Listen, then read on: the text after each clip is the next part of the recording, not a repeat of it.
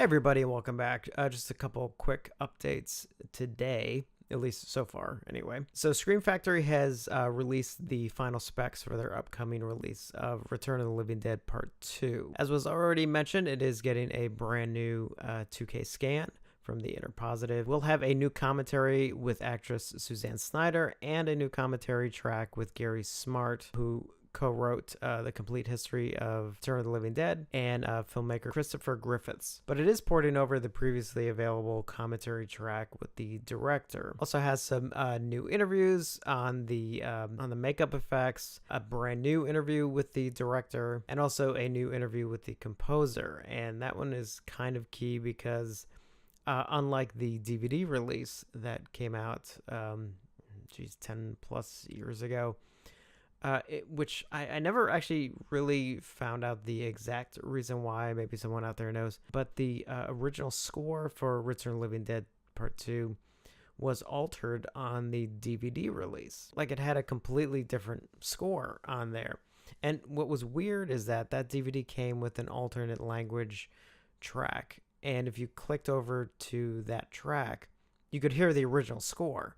So I'm not quite sure why that happened. Where it was a very weird thing. And again, as I mentioned previously, in regards to other releases, as much as I don't like it, I can at least understand why sometimes there can be rights issues with a song, especially for an older film where they didn't always clear the rights and contracts for future releases, and especially in dealing with formats that were not available at the time. So a lot of times you can have a movie that came out, let's say, in the 80s, and in the contract, the rights were for theatrical, television, and VHS release.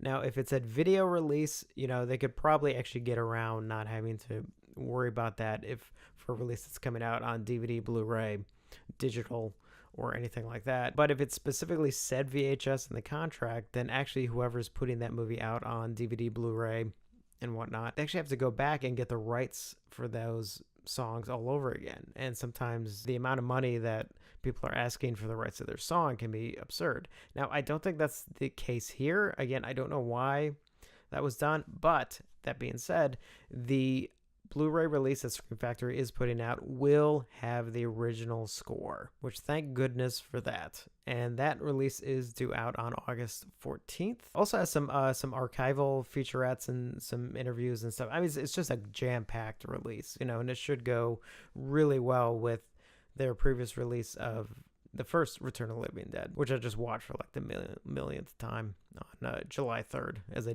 try and do every year. Because for those of you who don't know, it takes place on July 3rd. So I'm excited for that release because I've had the pre-order in actually for a while. Scream Factory also posted this message in regards to San Diego Comic-Con, and they put genre and horror film buffs, collectors, and pop culture enthusiasts alike won't want to miss breaking news from Shout Factory and Scream Factory. At 7 p.m. on Friday, July 20th in room 32AB, join Brian Ward, Senior Director of Blu-ray and DVD Production, and Jeff Nelson, Senior Marketing Director, as they make special announcements and unveil exclusive sneak peeks of Shout and Scream Factory's upcoming releases. A fan-driven insiders event filled with lively discussion and a few surprises. This panel discussion and Q&A will be moderated by Bill Hunt of the Digital Bits. Now, I'm not going to sit here and speculate on any titles that they may or may not have coming out, because honestly, I just don't have a clue, and I don't want to sit here and waste your time on titles that I don't want to get mixed up with titles I wish they were doing as opposed to titles that I think could be possible they could be doing.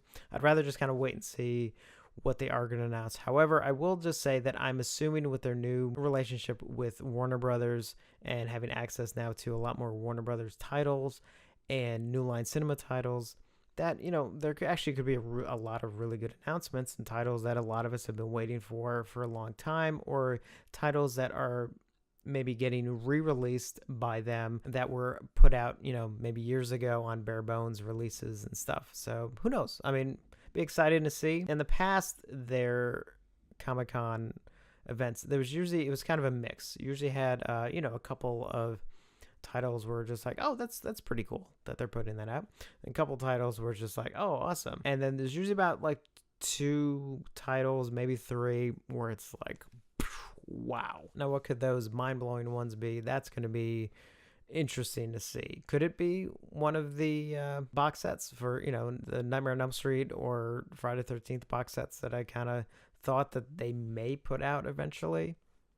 I don't know. If I'm going to speculate on anything, I would say it could be one of the two. Again, probably more so the Nightmare on Elm Street thing as an option. If it's not there, I wouldn't be surprised, because again, that would be kind of a long-term investment on putting something like that together. But it is Comic-Con. That is the time to sort of mention, even if you're just working on something, even if you don't have a release date or anything. So we'll see. Only a couple weeks away. I better believe I'm going to be reporting on that one when that news breaks. That's about it so far. There's probably going to be a lot more stuff coming. I've heard, rumblings of not anything specific, but more just, of announcements coming. So as always, I will try and be up to date on some of this as best I can.